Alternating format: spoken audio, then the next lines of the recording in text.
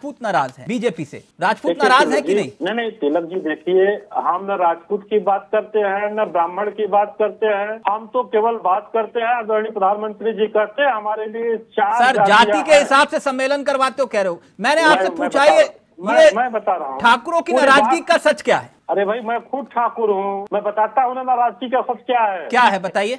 भाई देखिए ठाकुरों की नाराजगी झूठ है? बिल्कुल झूठ है। क्यों ठाकुर नाराज होंगे भाई? ठाकुर नाराज नहीं है। थोड़ा सा उदासीनता का कारण तो ये हाथ में गंगा जल लेकर कस्में कौन खा रहा है? नहीं मैं तिलक जी ये कह रहा हूँ, जो भी देश की जनता है बिल्कुल खुशहाल है। नहीं कम और ज्यादा का सवाल नहीं है। तो ये वोटिंग जो कम हुई है, कुछ आपका टेंशन कुछ?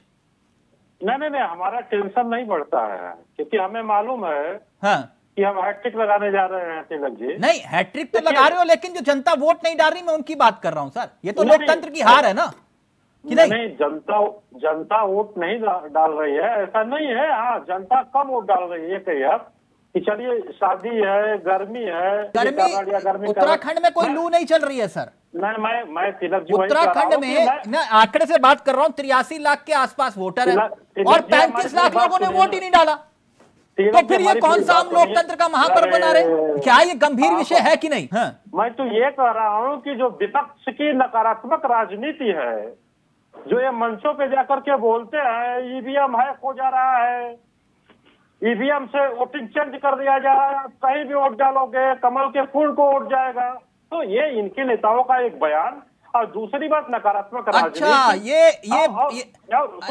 ना ये भ्रम फैला रहे थे, इसलिए पब्लिक वोट डालने नहीं गई। नहीं मेरी बात तो सुनिए, पूरी बात तो सुनिए। तो पब्लिक तो ये देखती है ना। तो ये कम वोट भी पड़ा है तब भी हम जीत रहे हैं, ये वाला लॉजिक समझाइए जरा। नहीं हम तो जीत ही रहे हैं, हमारी तो हैट्रिक हो रही है भाई। जनता में जो क्रेडिबिलिटी आदरणीय प्रधानमंत्री जी की है वो तो बनी हुई है। सर मैंने आपसे इसका लॉजिक पूछा, वोटिंग कम होना आपके पक्ष में कैसे? मैं वही तो कह रहा हूँ ना, पक्ष में ऐसे कि विपक्ष का कहना है। हाँ। इनके जितने भी नेता जा रहे हैं बोल रहे हैं कि भाई ये पहले से सब सेट हो चुका है, मामला ईवीएम हैक हो चुका है, कहीं भी वोट डालोगे भारतीय जनता पार्टी को वोट जाएगा। तो उसमें पब्लिक थोड़ा सा उदासीन हो ही जाता है कि अब क्यों ईवीएम करो ना रो रहे हैं। फिर ये नहीं आप विषय जा रहे हैं कि भैया हम जीत रहे हैं, हम हार रहे हैं। मेरा विषय ये है कि भैया लोकतंत्र हार रहा है, आप समझ नहीं रहे हो आप लोग।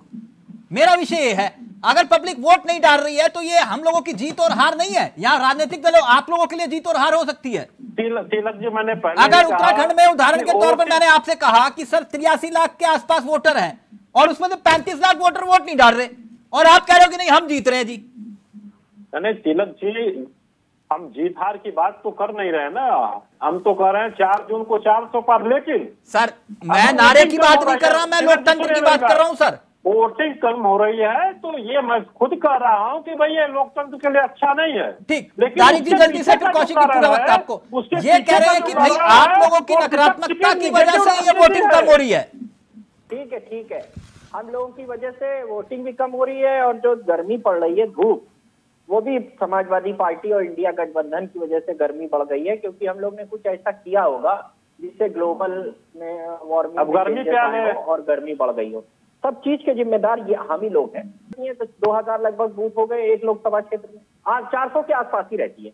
हर जगह इन्होंने कहा कि पन्ना प्रमुख बना दिया। तो जो और एक पोलिंग बूथ पर 1250 वोट पड़ता है, मतलब कि एक बूथ पर जो 1200 वोट है वहां 40 पन्ना प्रमुख थे इनके, और वो 30 में से, और इन 400 बूथों में से कम 200 बूथ आपके वोटरों के थे। उनको क्यों नहीं डलवाए?